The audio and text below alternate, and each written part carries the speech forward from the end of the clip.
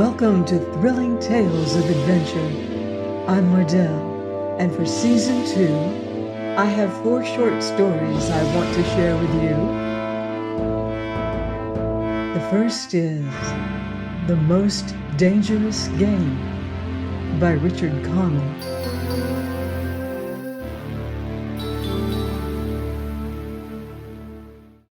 Off there to the right, somewhere, is a large island, said Whitney. It's rather a mystery. What island is it? Rainsford asked.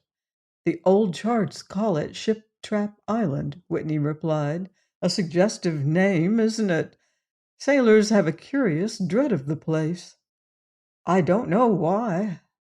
Some superstition. Can't see it, remarked Rainsford, trying to peer through the dank tropical night that was palpable as it pressed its thick, warm blackness in upon the yacht. You've good eyes, said Whitney with a laugh, and I've seen you pick off a moose moving in the brown fall bush at 400 yards. But even you can't see 4 miles or so through a moonless Caribbean night. Nor 4 yards, admitted Rainsford. It's like moist black velvet. It will be light enough in Rio, promised Whitney. We should make it in a few days. I hope the Jaguar guns have come from Purdy's. We should have some good hunting up the Amazon. Great sport, hunting. The best sport in the world, agreed Rainsford.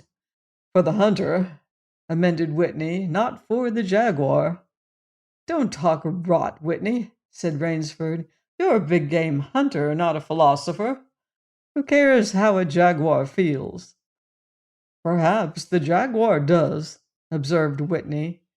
They've no understanding.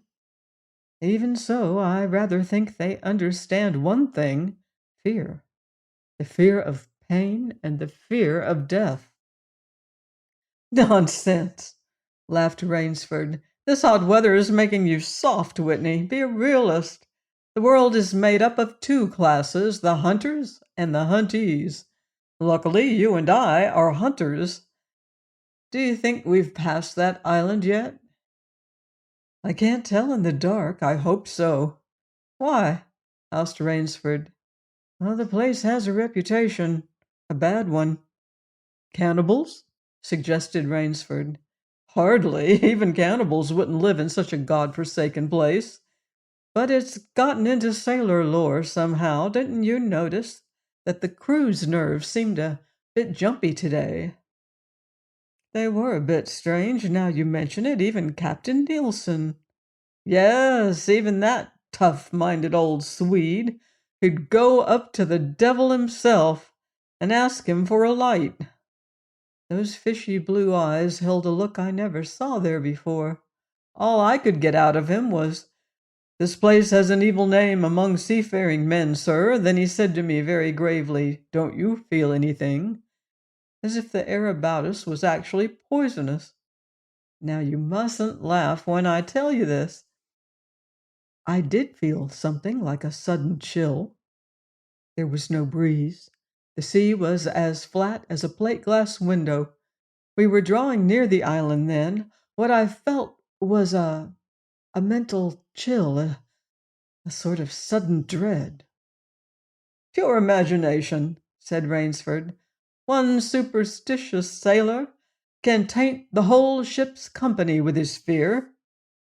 Maybe. But sometimes I think sailors have an extra sense that tells them when they are in danger. Sometimes I think evil is a tangible thing, with wavelengths, just as sound and light have. An evil place can, so to speak, broadcast vibrations of evil. Anyhow, I'm glad we're getting out of this zone. Well, I think I'll turn in now, Rainsford. I'm not sleepy, said Rainsford. I'm going to smoke another pipe up on the after deck. Good night, then, Rainsford. See you at breakfast. Right. Good night, Whitney. There was no sound in the night, as Rainsford sat there, but the muffled throb of the engine that drove the yacht swiftly through the darkness, and the swish and ripple of the wash of the propeller. Rainsford, reclining in a steamer chair, indolently puffed on his favorite briar. The sensuous drowsiness of the night was on him. It's so dark, he thought, that I could sleep without closing my eyes. The night would be my eyelids. An abrupt sound startled him.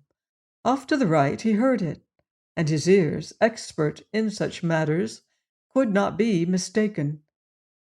Again he heard the sound, and again. Somewhere, off in the blackness, someone had fired a gun 3 times. Rainsford sprang up and moved quickly to the rail, mystified. He strained his eyes in the direction from which the reports had come, but it was like trying to see through a blanket. He leaped upon the rail and balanced himself there to get greater elevation. His pipe, striking a rope, was knocked from his mouth. He lunged for it. A short, hoarse cry came from his lips as he realized he had reached too far and had lost his balance.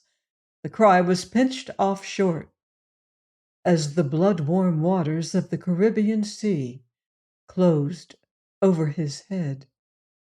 He struggled up to the surface and tried to cry out, but the wash from the speeding yacht slapped him in the face, and the salt water in his open mouth made him gag and strangle.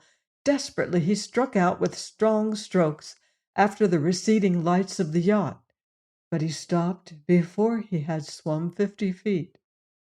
A certain cool-headedness had come to him. It was not the first time he had been in a tight place. There was a chance that his cries could be heard by someone aboard the yacht, but that chance was slender, and grew more slender as the yacht raced on. He wrestled himself out of his clothes and shouted with all his power. The lights of the yacht became faint and ever-vanishing fireflies. Then they were blotted out entirely by the night. Rainsford remembered the shots. They had come from the right, and doggedly he swam in that direction, swimming with slow, deliberate strokes, conserving his strength. For a seemingly endless time he fought the sea. He began to count his strokes. He could do possibly 100 more, and then Rainsford heard a sound. It came out of the darkness, a high, screaming sound, the sound of an animal in an extremity of anguish and terror. He did not recognize the animal that made the sound. He did not try to. With fresh vitality, he swam toward the sound. He heard it again. Then it was cut short by another noise, crisp, staccato. Pistol shot, muttered Rainsford, swimming on. 10 minutes of determined effort brought another sound to his ears, the most welcome he had ever heard, the muttering and growling of the sea breaking on a rocky shore. He was almost on the rocks before he saw them. On a night less calm, he would have been shattered against them. With his remaining strength, he dragged himself from the swirling waters. Jagged crags appeared to jut up into the opaqueness. He forced himself upward, hand over hand. Gasping, his hands raw, he reached a flat place at the top. Dense jungle came down to the very edge of the cliffs. What perils that tangle of trees and underbrush might hold for him did not concern Rainsford just then. All he knew was that he was safe from his enemy, the sea, and that utter weariness was on him. He flung himself down at the jungle edge and tumbled headlong into the deepest sleep of his life. When he opened his eyes, he knew from the position of the sun that it was late in the afternoon. Sleep had given him a new vigor. A sharp hunger was picking at him. He looked about him almost cheerfully. Where there are pistol shots, there are men. Where there are men, there is food, he thought. But what kind of men, he wondered, in so forbidding a place? An unbroken front of snarled and ragged jungle fringed the shore. He saw no sign of a trail through the closely knit web of weeds and trees. It was easier to go along the shore, and Rainsford floundered along by the water. Not far from where he had landed, he stopped. Some wounded thing, by evidence a large animal, had thrashed about in the underbrush. The jungle weeds were crushed down, and the moss was lacerated. One patch of weeds was stained crimson. A small glittering object not far away caught Rainsford's eye, and he picked it up. It was an empty cartridge. A 22, he remarked. That's odd. It must have been a fairly large animal, too. The hunter had his nerve with him to tackle it with a light gun. It's clear that the brute put up a fight. I suppose the first 3 shots I heard was when the hunter flushed his quarry and wounded it. The last shot was when he trailed it here and finished it. He examined the ground closely and found what he had hoped to find, the print of hunting boots. They pointed along the cliff in the direction he had been going. Eagerly he hurried along, now slipping on a rotten log or a loose stone, but making headway. Night was beginning to settle down on the island. Bleak darkness was blacking out the sea and jungle when Rainsford sighted the lights. He came upon them as he turned a crook in the coastline. And his first thought was that he had come upon a village, for there were many lights. But as he forged along, he saw to his great astonishment that all the lights were in one enormous building, a lofty structure with pointed towers plunging upward into the gloom. His eyes made out the shadowy outlines of a palatial chateau. It was set on a high bluff, and on 3 sides of it cliffs dived down to where the sea licked greedy lips in the shadows. Mirage, thought Rainsford, but it was no mirage, he found, when he opened the tall, spiked iron gate. The stone steps were real enough. The massive door with a leering gargoyle for a knocker was real enough. Yet all about it hung an air of unreality. He lifted the knocker, and it creaked up stiffly, as if it had never before been used. He let it fall, and it startled him with its booming loudness. He thought he heard steps within. The door remained closed. Again Rainsford lifted the heavy knocker and let it fall. The door opened then, opened as suddenly as if it were on a spring, and Rainsford stood blinking in the river of glaring gold light that poured out. The first thing Rainsford's eyes discerned was the largest man Rainsford had ever seen, a gigantic creature, solidly made and black-bearded to the waist. In his hand the man held a long-barreled revolver, and he was pointing it straight at Rainsford's heart. Out of the snarl of beard 2 small eyes regarded Rainsford. "Don't be alarmed," said Rainsford with a smile which he hoped was disarming. "I'm no robber. I fell off a yacht. My name is Sanger Rainsford of New York City." The menacing look in the eyes did not change. The revolver pointed as rigidly as if the giant were a statue. He gave no sign that he understood Rainsford's words, or that he had even heard them. He was dressed in uniform, a black uniform, trimmed with gray astrakhan. "I'm Sanger Rainsford of New York," Rainsford began again. "I fell off a yacht. I am hungry." The man's only answer was to raise with his thumb the hammer of his revolver. Then Rainsford saw the man's free hand go to his forehead in a military salute, and he saw him click his heels together and stand at attention. Another man was coming down the broad marble steps, an erect, slender man in evening clothes. He advanced to Rainsford and held out his hand. In a cultivated voice, marked by a slight accent that gave it added precision and deliberateness, he said, "It is a very great pleasure and honor to welcome Mr. Sanger Rainsford, the celebrated hunter, to my home." Automatically, Rainsford shook the man's hand. "I've read your book about hunting snow leopards in Tibet, you see," explained the man. "I am General Zeroff." Rainsford's first impression was that the man was singularly handsome. His second was that there was an original, almost bizarre quality about the general's face.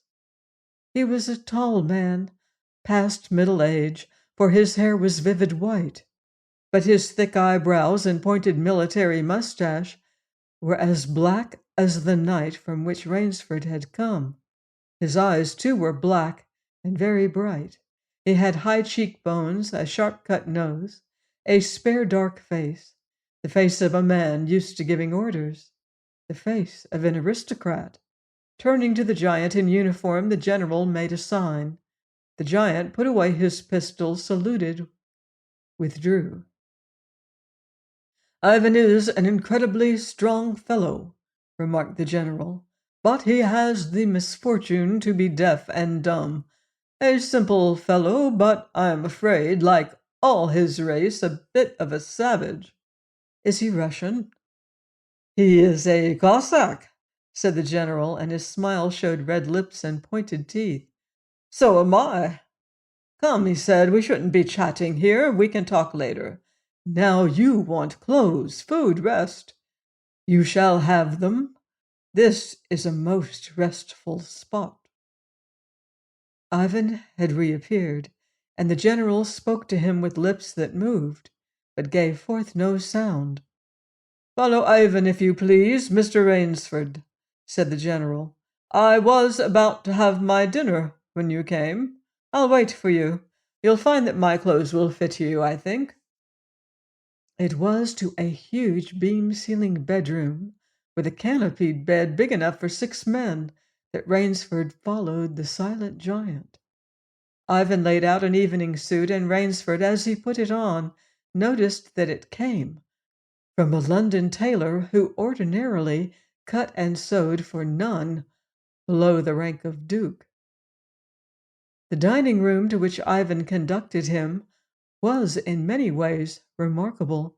There was a medieval magnificence about it, suggesting a baronial hall of feudal times. With its oaken panels, its high ceiling, its vast refectory table, where 20 men could sit down to eat. About the hall were mounted heads of many animals: lions, tigers, elephants, moose, bears. Larger or more perfect specimens Rainsford had never seen. At the great table, the general was sitting alone. "You'll have a cocktail, Mr. Rainsford," he suggested. The cocktail was surpassingly good, and Rainsford noted the table appointments were of the finest. The linen, the crystal, the silver, the china. They were eating borscht, the rich red soup with whipped cream, so dear to Russian palates. Half apologetically, General Zeroff said, "We do our best to preserve the amenities of civilization here. Please forgive any lapses. We are well off the beaten track, you know. Do you think the champagne has suffered from its long ocean trip?" "Not in the least," declared Rainsford.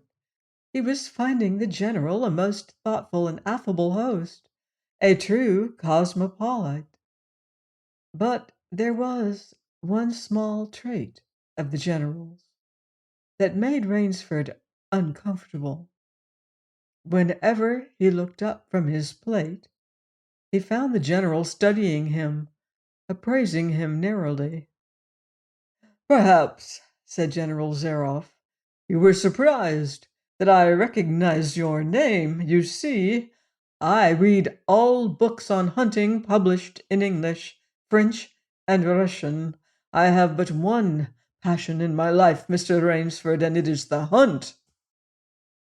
You have some wonderful heads here, said Rainsford as he ate a particularly well-cooked filet mignon. That Cape buffalo is the largest I ever saw. Oh, that fellow, yes. He was a monster. Did he charge you?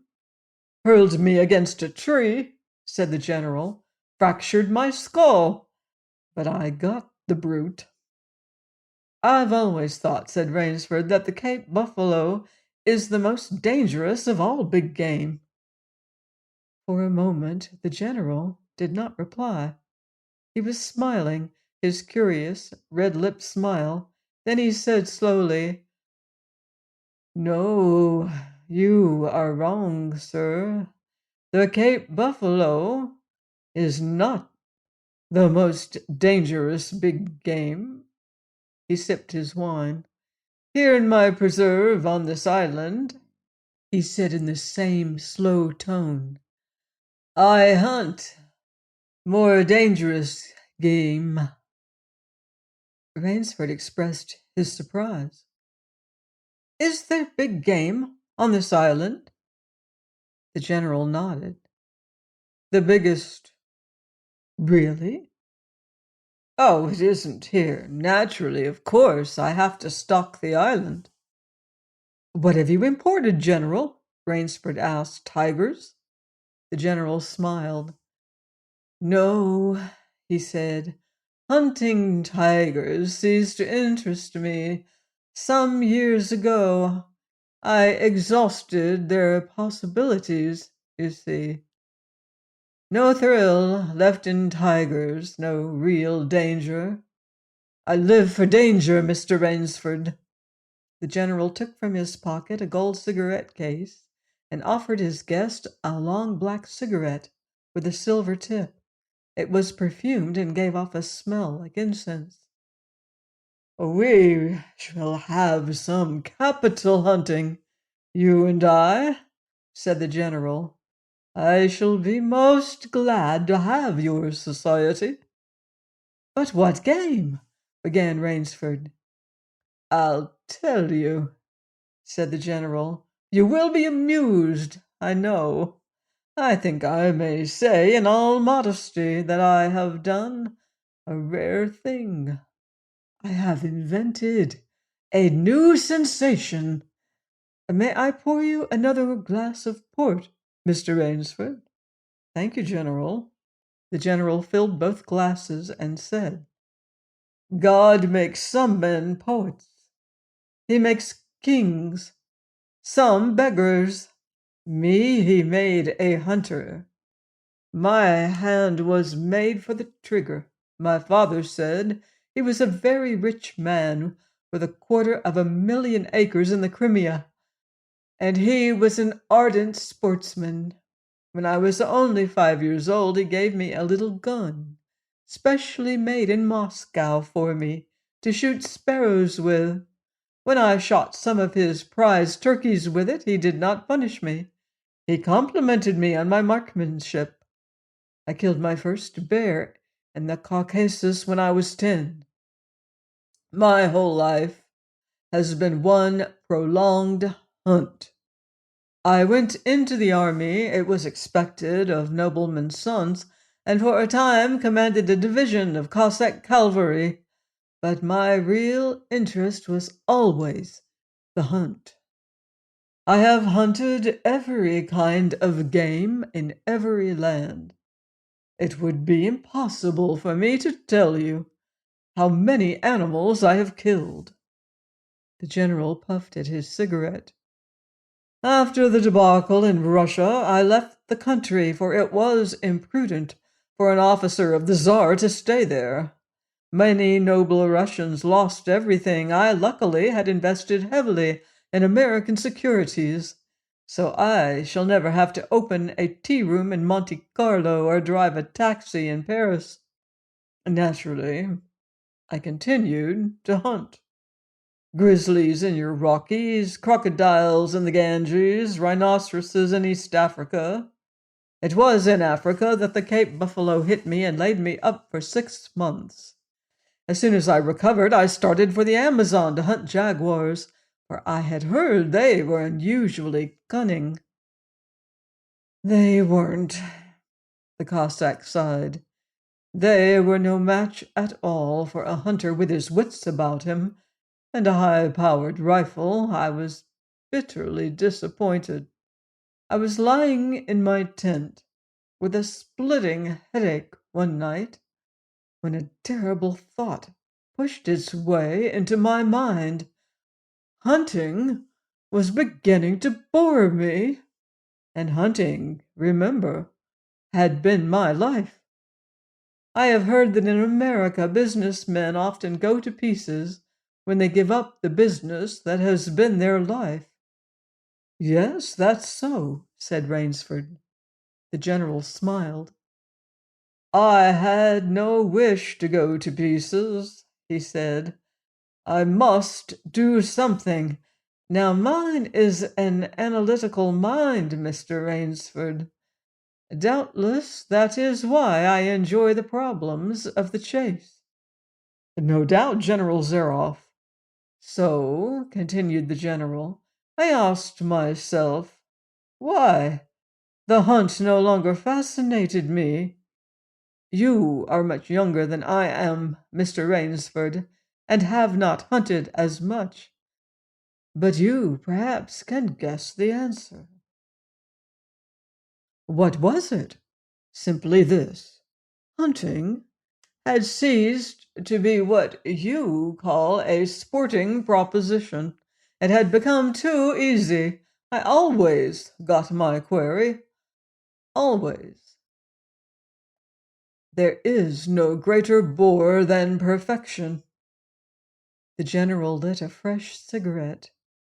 No animal had a chance with me any more. That is no boast. It is a mathematical certainty. The animal had nothing but his legs and his instinct. Instinct is no match for reason. When I thought of this, it was a tragic moment for me, I can tell you. Rainsford leaned across the table, absorbed in what his host was saying. It came to me as an inspiration. What I must do, the general went on. And that was? The general smiled the quiet smile of one who has faced an obstacle and surmounted it with success. I had to invent a new animal to hunt, he said.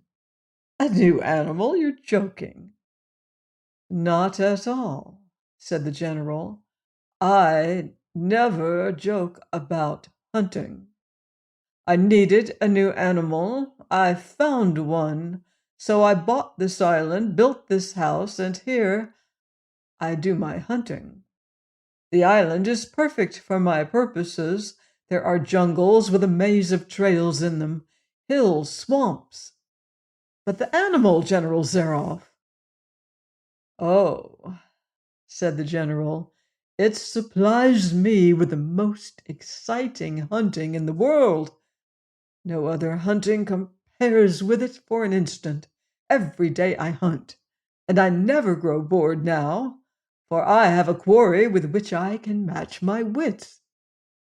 Rainsford's bewilderment showed in his face. I wanted the ideal animal to hunt, explained the general. So I said, what are the attributes of an ideal quarry? And the answer was, of course, it must have courage, cunning, and above all, it must be able to reason. But no animal can reason, objected Rainsford. My dear fellow, said the general, there is one that can. But you can't mean, gasped Rainsford. And why not? I can't believe you're serious, General Zeroff. This is a grisly joke. Why should I not be serious? I am speaking of hunting. Hunting? Good God, General Zeroff. What you speak of is murder." The general laughed with entire good nature. He regarded Rainsford quizzically. "I refuse to believe that so modern and civilized a young man as you seem to be harbors romantic ideas about the value of human life. Surely your experiences in the war did not make me condone cold-blooded murder," finished Rainsford stiffly. Laughter shook the general. "How extraordinarily droll you are," he said. "One does not expect nowadays to find a young man of the educated class, even in America, with such a naive and, if I may say so, mid-Victorian point of view. It's like finding a snuff box in a limousine. Ah, well, doubtless you had Puritan ancestors. So many Americans appear to have had. I'll wager you'll forget your notions when you go hunting with me. You've a genuine new thrill in store for you, Mr. Rainsford." "Thank you. I'm a hunter, not a murderer."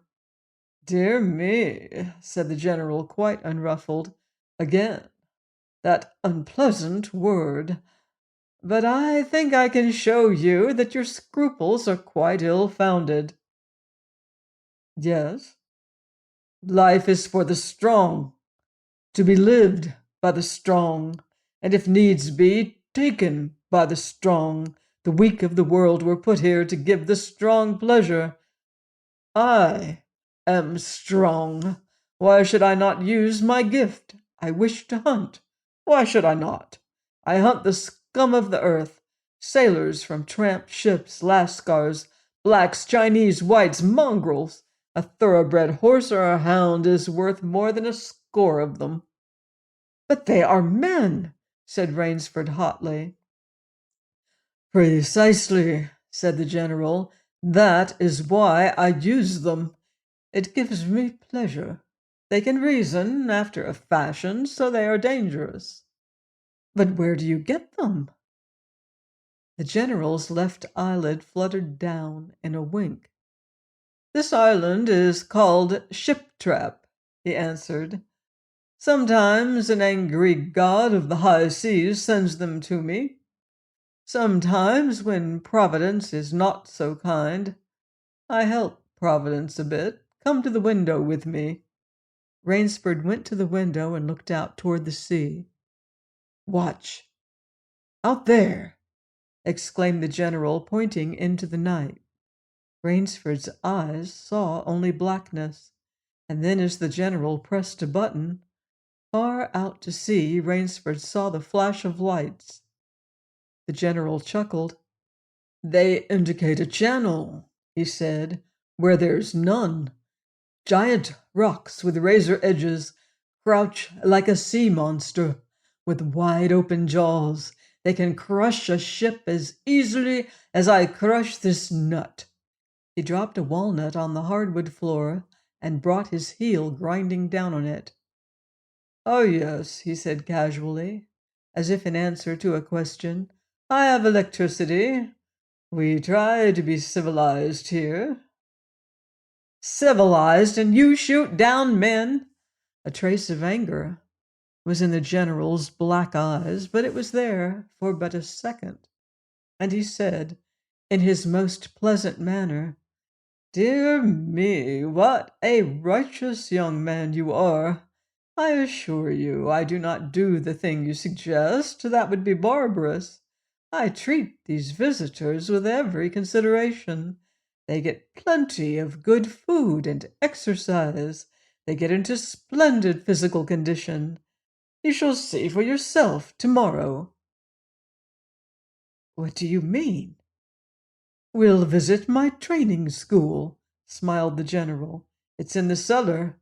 I have about a dozen pupils down there now. They're from the Spanish bark Sanlúcar that had the bad luck to go on the rocks cut there. A very inferior lot, I regret to say. Poor specimens, and more accustomed to the deck than to the jungle." He raised his hand, and Ivan, who served as waiter, brought thick Turkish coffee. Rainsford, with an effort, held his tongue in check. "It's a game, you see," pursued the general blandly. "I suggest to one of them that we go hunting. I give him a supply of food and an excellent hunting knife. I give him 3 hours' start. I am to follow, armed only with a pistol of the smallest caliber and range. If my quarry eludes me for 3 whole days, he wins the game. If I find him," the general smiled, "he loses." "Suppose he refuses to be hunted?" "Oh," said the general, "I give him his option, of course. He need not play that game if he doesn't wish to. If he does not wish to hunt, I turn him over to Ivan.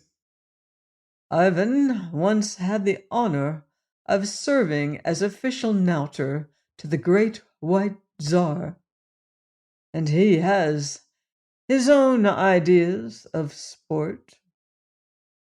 Invariably, Mr. Rainsford, invariably, they choose the hunt." "And if they win?" The smile on the general's face widened. "To date, I have not lost," he said. Then he added hastily, "I don't wish you to think me a braggart, Mr. Rainsford. Many of them afford only the most elementary sort of problem. Occasionally I strike a Tartar. One almost did win. I eventually had to use the dogs." "The dogs? This way, please. I'll show you." The general steered Rainsford to a window. The lights from the windows sent a flickering illumination that made grotesque patterns on the courtyard below, and Rainsford could see, moving about there, a dozen or so huge black shapes. As they turned toward him, their eyes glittered greenly. "A rather good lot, I think," observed the general. "They are let out at 7 every night. If any one should try to get into my house, or out of it, something extremely regrettable would occur to him." He hummed a snatch of song from the Folie Bergère.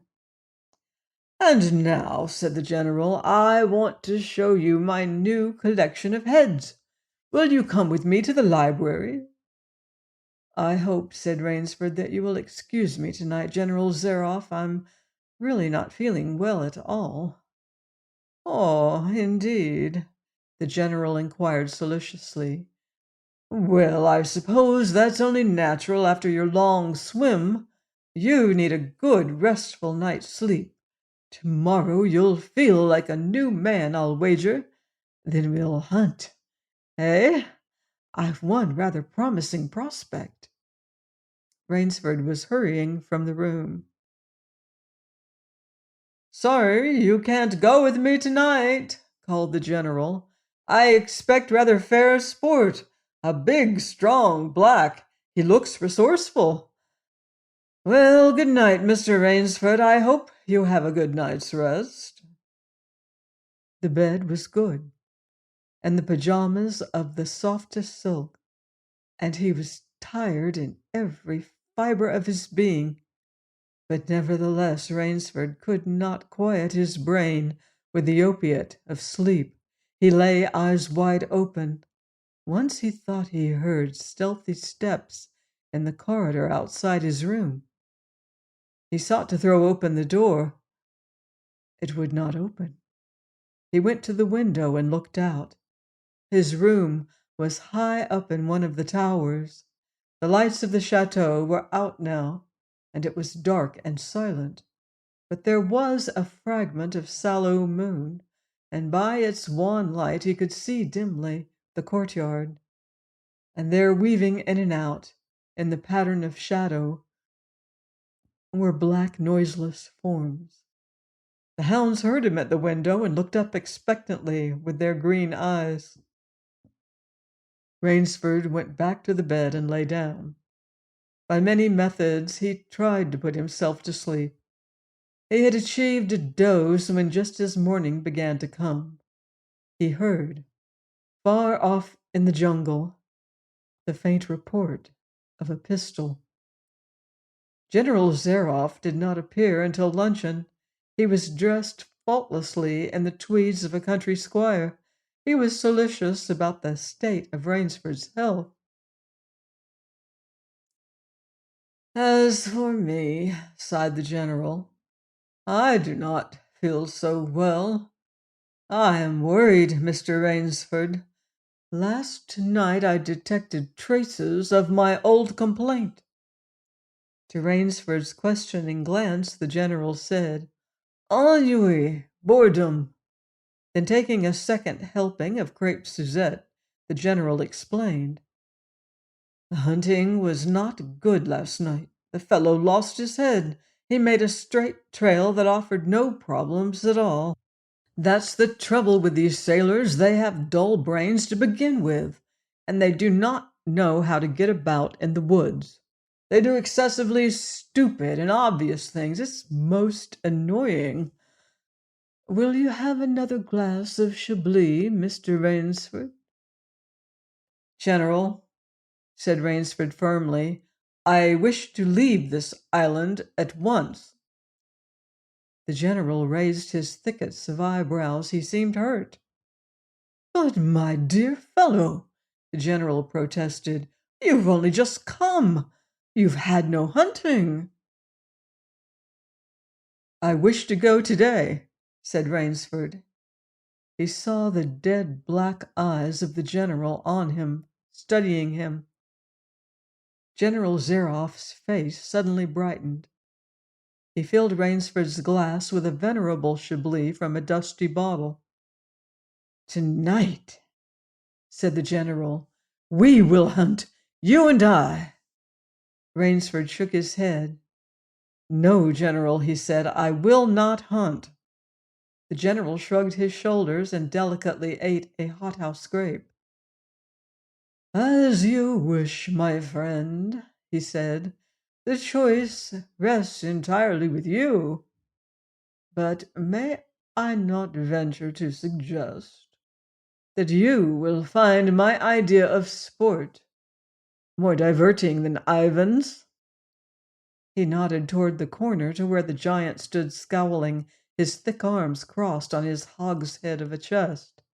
You don't mean, cried Rainsford. My dear fellow, said the general, have I not told you? I always mean what I say about hunting. This is really an inspiration.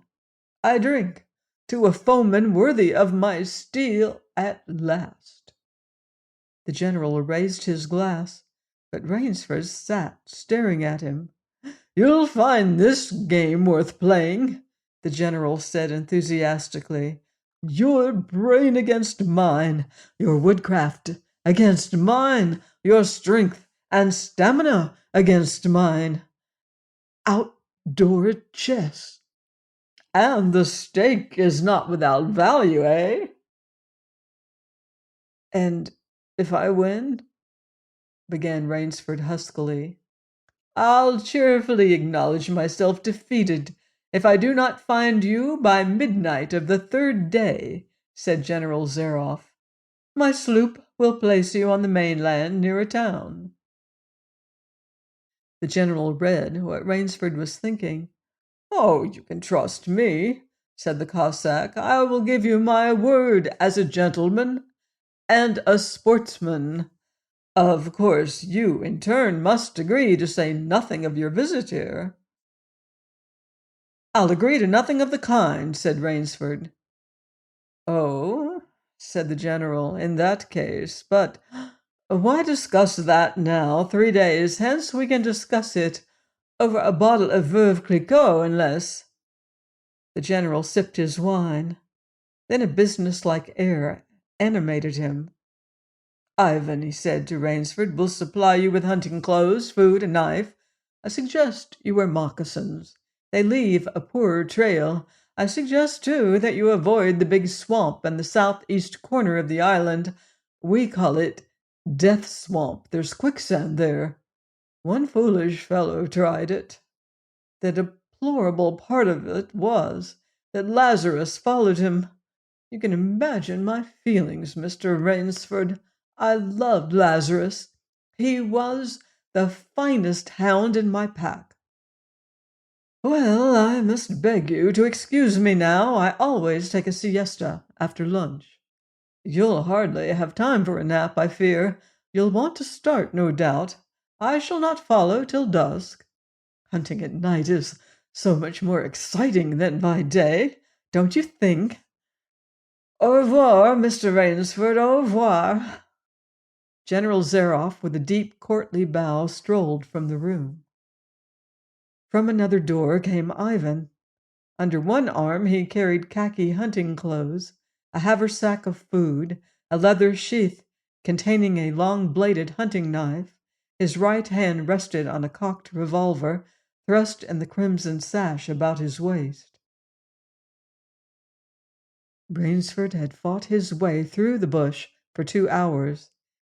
I must keep my nerve. I must keep my nerve, he said through tight teeth. He had not been entirely clear-headed when the chateau gate snapped shut behind him. His whole idea at first was to put distance between himself and General Zaroff, and to this end he had plunged along, spurred on by the sharp rowels of something very like panic. Now he had got a grip on himself, had stopped, and was taking stock of himself and the situation. He saw that straight flight was futile. Inevitably, it would bring him face to face with the sea.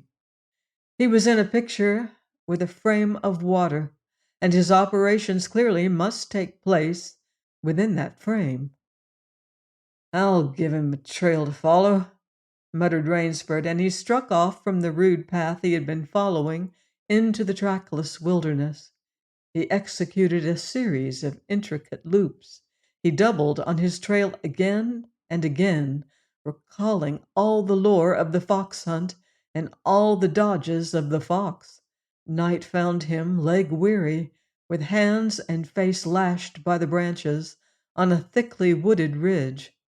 He knew it would be insane to blunder on through the dark, even if he had the strength.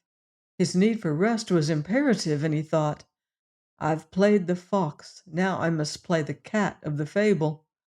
A big tree with a thick trunk and outspread branches was nearby, and taking care not to leave the slightest mark, he climbed up into the crotch and, stretching out on one of the broad limbs after a fashion, rested. Rest brought him new confidence and almost a feeling of security. Even so zealous a hunter as General Zaroff could not trace him there, he told himself. Only the devil himself could follow that complicated trail through the jungle after dark. But perhaps the general was a devil. An apprehensive night crawled slowly by like a wounded snake, and sleep did not visit Rainsford, although the silence of a dead world was on the jungle. Toward morning, when a dingy gray was varnishing the sky, the cry of some startled bird focused Rainsford's attention in that direction. Something was coming through the bush, coming slowly, carefully, coming by the same winding way Rainsford had come. He flattened himself down on the limb, and through a screen of leaves, almost as thick as tapestry, he watched. The thing that was approaching was a man. It was General Zaroff. He made his way along with his eyes fixed in utmost concentration on the ground before him. He paused almost beneath the tree, dropped to his knees, and studied the ground. Rainsford's impulse was to hurl himself down like a panther, but he saw that the general's right hand held something metallic, a small automatic pistol. The hunter shook his head several times as if he were puzzled. Then he straightened up and took from his case one of his black cigarettes. Its pungent incense-like smoke floated up to Rainsford's nostrils. Rainsford held his breath. The general's eyes had left the ground and were traveling inch by inch up the tree. Rainsford froze there, every muscle tensed for a spring. But the sharp eyes of the hunter stopped before they reached the limb where Rainsford lay. A smile spread over his brown face. Very deliberately he blew a smoke ring into the air. Then he turned his back on the tree and walked carelessly away, back along the trail he had come. The swish of the underbrush against his hunting boots grew fainter and fainter. The pent-up air burst hotly from Rainsford's lungs. His first thought made him feel sick and numb. The general could follow a trail through the woods at night. He could follow an extremely difficult trail. He must have uncanny powers. Only by the merest chance had the Cossack failed to see his quarry. Rainsford's second thought was even more terrible. It sent a shudder of cold horror through his whole being. Why had the general smiled? Why had he turned back? Rainsford did not want to believe what his reason told him was true, but the truth was as evident as the sun that had by now pushed through the morning mist. The general was playing with him. The general was saving him for another day's sport. The Cossack was the cat. He was the mouse. Then it was that Rainsford knew the full meaning of terror. I will not lose my nerve. I will not. He slid down from the tree and struck off again into the woods. His face was set, and he forced the machinery of his mind to function. 300 yards from his hiding place he stopped, where a huge dead tree leaned precariously on a smaller living one. Throwing off his sack of food, Rainsford took his knife from its sheath and began to work with all his energy. The job was finished at last, and he threw himself down behind a fallen log 100 feet away. He did not have long to wait. The cat was coming again to play with the mouse. Following the trail with the sureness of a bloodhound came General Zaroff. Nothing escaped those searching black eyes. No crushed blade of grass, no bent twig, no mark, no matter how faint, in the moss. So intent was the Cossack on his stalking that he was upon the thing Rainsford had made before he saw it. His foot touched the protruding brow that was the trigger. Even as he touched it, the general sensed his danger and leapt with the agility of an ape. But he was not quite quick enough. The dead tree, delicately adjusted to rest on the cut living one, crashed down and struck the general a glancing blow on the shoulder as it fell. But for his alertness, he must have been smashed beneath it. He staggered, but he did not fall, nor did he drop his revolver. He stood there, rubbing his injured shoulder, and Rainsford, with fear again gripping his heart, heard the general's mocking laugh ring through the jungle. "Rainsford," called the general, "if you are within sound of my voice, as I now suppose you are, let me congratulate you. Not many men know how to make a Malay man-catcher. Luckily for me, I too have hunted in Malacca. You are proving interesting, Mr. Rainsford. I am now going to have my wound dressed. It's only a slight one, but I shall be back. I shall be back." When the general, nursing his bruised shoulder, had gone, Rainsford took up his flight again. It was flight now, a desperate, hopeless flight. It carried him on for some hours. Dusk came, then darkness, and still he pressed on. The ground grew softer under his moccasins. The vegetation grew ranker and denser. Insects bit him savagely. Then, as he stepped forward, his foot sank into the ooze. He tried to wrench it back, but the muck sucked viciously at his foot, as if it were a giant leech. With a violent effort, he tore his foot loose. He knew where he was now, Death's Swamp and its quicksand. His hands were tight closed, as if his nerve were something tangible that someone in the darkness was trying to tear from his grip. The softness of the earth had given him an idea. He stepped back from the quicksand, a dozen feet or so, and like some huge prehistoric beaver, he began to dig. Rainsford had dug himself in France when a second's delay meant death. That had been a placid pastime compared to his digging now. The pit grew deeper. When it was above his shoulders, he climbed out and from some hard saplings cut stakes and sharpened them to a fine point. These stakes he planted in the bottom of the pit, with the point sticking up. With flying fingers he wove a rough carpet of weeds and branches, and with it he covered the mouth of the pit. Then, wet with sweat and aching with tiredness, he crouched behind the stump of a lightning-charred tree. He knew his pursuer was coming. He heard the padding sound of feet on the soft earth, and the night's breeze brought him the perfume of the general's cigarette. It seemed to Rainsford that the general was coming with unusual swiftness.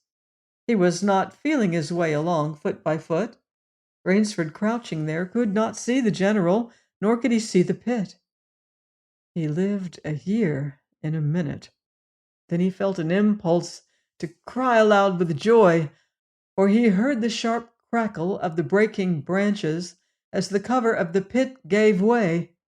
He heard the sharp scream of pain as the pointed stakes found their mark. He leaped up from his place of concealment. Then he cowered back. 3 feet from the pit a man was standing, with an electric torch in his hand. "You've done well, Rainsford," the voice of the general called. "Your Burmese tiger pit has claimed one of my best dogs. Again you score. I think, Mr. Rainsford, I'll see what you can do against my whole pack. I'm going home for a rest now. Thank you for a most amusing evening." At daybreak, Rainsford, lying near the swamp, was awakened by a sound that made him know that he had new things to learn about fear. It was a distant sound, faint and wavering, but he knew it. It was the baying of a pack of hounds. Rainsford knew he could do one of 2 things. He could stay where he was and wait. That was suicide. He could flee. That was postponing the inevitable. For a moment he stood there, thinking. An idea that held a wild chance came to him, and tightening his belt, he headed away from the swamp. The baying of the hounds grew nearer, then still nearer, nearer, ever nearer. On a ridge, Rainsford climbed a tree. Down a watercourse, not a quarter of a mile away, he could see the bush moving. Straining his eyes, he saw the lean figure of General Zeroff. Just ahead of him, Rainsford made out another figure whose wide shoulders surged through the tall jungle weeds. It was the giant Ivan, and he seemed pulled forward by some unforeseen force. Rainsford knew that Ivan must be holding the pack in leash. They would be on him any minute now. His mind worked frantically. He thought of a native trick he had learned in Uganda. He slid down the tree. He caught hold of a springy young sapling, and to it he fastened his hunting knife, with the blade pointing down the trail. With a bit of wild grapevine, he tied back the sapling. Then he ran for his life. The hounds raised their voices as they hit the fresh scent. Rainsford knew now how an animal at bay feels. He had to stop to get his breath. The baying of the hounds stopped abruptly, and Rainsford's heart stopped too. They must have reached the knife. He shinned excitedly up a tree and looked back. His pursuers had stopped, but the hope that was in Rainsford's brain when he climbed died. For he saw in the shallow valley that General Zaroff was still on his feet. But Ivan was not. The knife, driven by the recoil of the springing tree, had not wholly failed. Rainsford had hardly tumbled to the ground when the pack took up the cry again. "Nerve, nerve, nerve," he panted as he dashed along. A blue gap showed between the trees dead ahead. Ever nearer drew the hounds. Rainsford forced himself on toward that gap. He reached it. It was the shore of the sea. Across a cove he could see the gloomy gray stone of the chateau. 20 feet below him the sea rumbled and hissed. Rainsford hesitated. He heard the hounds. Then he leaped far out into the sea. When the general and his pack reached the place by the sea, the Cossack stopped. For some minutes he stood regarding the blue-green expanse of water. He shrugged his shoulders. Then he sat down, took a drink of brandy from a silver flask, lit a perfumed cigarette, and hummed a bit from Madame Butterfly.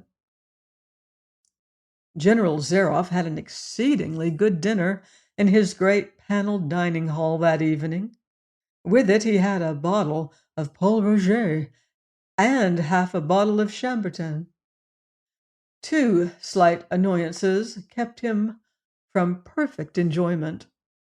One was the thought that it would be difficult to replace Ivan. The other was that his quarry had escaped him. Of course, the American hadn't played the game, so thought the general as he tasted his after-dinner liqueur. In his library he read, to soothe himself, from the works of Marcus Aurelius. At 10 he went up to his bedroom. He was deliciously tired, he said to himself, as he locked himself in.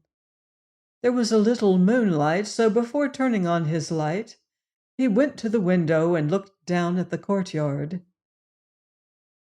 He could see the great hounds, and he called, "Better luck another time," to them. Then he switched on the light. A man who had been hiding in the curtains of the bed was standing there. "Rainsford!" screamed the general. "How in God's name did you get in here?" "Swam," said Rainsford. "I found it quicker than walking through the jungle." The general sucked in his breath and smiled. "I congratulate you," he said. "You have won the game." Rainsford did not smile.